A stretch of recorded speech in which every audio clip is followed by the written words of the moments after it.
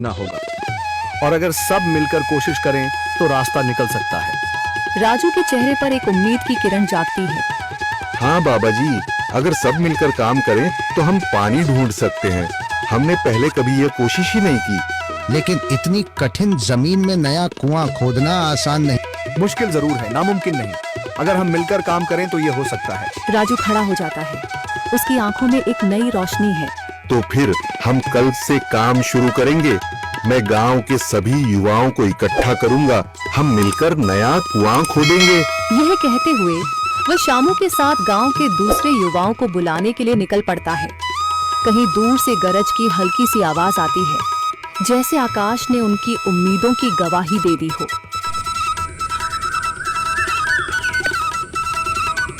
अगली सुबह राजू और शामू गांव के युवाओं को इकट्ठा करने निकल पड़े। चौधरी महेश की हवेली के सामने एक भीड़ जमा है। बाबा जी, संदरी, गांव के कुछ बुजुर्ग और किसान सभी मौजूद हैं। हम हाथ पर हाथ रखकर नहीं बैठ सकते। अगर अल्लाह ने हमें हिम्मत दी है तो हमें खुद पानी के लिए मेहनत करनी होगी। हम एक नया कुआं खोदेंगे। लेकिन राजू, क्या हमें यकीन है कि वहाँ पानी मिलेगा?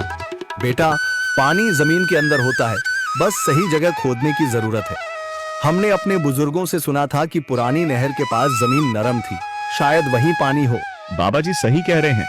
अगर तुम सब यह काम करने के लिए तैयार हो तो मैं अपने कुछ मजदूर भेज सकता हूँ। धन्यवाद चौधरी जी, लेकिन हम सब खुद भी मेहनत करेंगे। यह हमारे गांव के अस्तित्व की लड़ाई है। संदरी, जो अब तक चुप थी, आगे बढ़ती है। हम औरतें भी पीछे नहीं रहेंगी। हम पानी लाने की व्यवस्था करेंगी, खाना बनाएंगी, ताकि तुम सब आराम से काम कर सको। यही हिम्मत चाहिए थी संदर। पूरा गांव एक नई उम्मीद के साथ कुआं खोदने की तैयारी में जुट जाता है। दूसरी ओर कुआं खोदने का काम शुरू हो चुका है। राजू, शामू और दूसरे युवा बेलचे चलाने लगते हैं। मिट्टी बाहर निकाली जाने लगती है।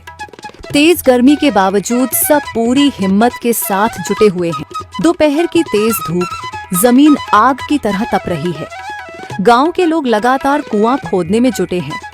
हाथ छिलने लगे हैं, माथे से पसीना बह रहा है, मगर किसी ने हार नहीं मानी।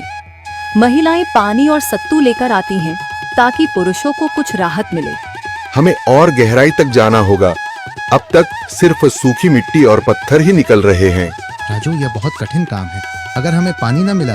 अल्लाह मेहनत करने वालों को कभी निराश नहीं करता बेटा।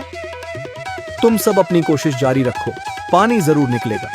हिम्मत मत हारो। अगर अब रुक गए तो फिर कभी पानी नहीं मिलेगा।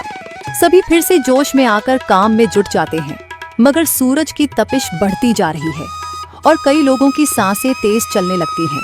तभी एक तरफ से रामलाल और उसके आदमी हंसते हुए आते हैं।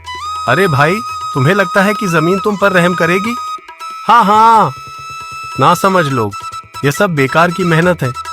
रामलाल, हमारा हौसला मत तोड़ो। अगर तुम मदद नहीं कर सकते तो कम से कम मजाक भी मत उड़ाओ। मदद? हाँ, मैं अपने कुएं का पानी बेच सकता हूँ, मगर मुफ्त में नहीं दूंगा। राजू सब अनसुना कर फिर काम में लग जाता है। शाम होने लगती है, लेकिन अभी तक पानी का नामो निशान नहीं। कुछ लोग मायूस होकर पीछे हटने लगते हैं। राजू, शायद रामलाल सही कह रहा है। यह सब बेकार है। नहीं शामू, हमें हार नहीं माननी।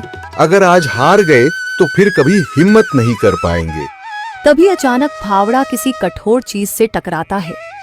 एक अजीब सी आवाज आती है। राजू चौंक कर देखता है और जल्दी जल्दी मिट्टी हटाने लगता है। अचानक एक ठंडी लहर महसूस होती है। सभी लोग दौड़कर आते हैं। जैसे जैसे मिट्टी हटती है, नीचे से गीली जमीन नजर आने लगती है। सब हैरान रह जाते हैं। सुभान अल्लाह, मैंने कहा था ना, अल्लाह हमारी मेहनत को जाया नहीं करेगा। राजू और बाकी सभी जोर लगाते हैं। कुछ ही पलों बाद अचानक मिट्टी के नीचे से पानी की एक छोटी सी धारा फूट पड़ती है। गांव वाले खुशी से चिल्ला उठते हैं।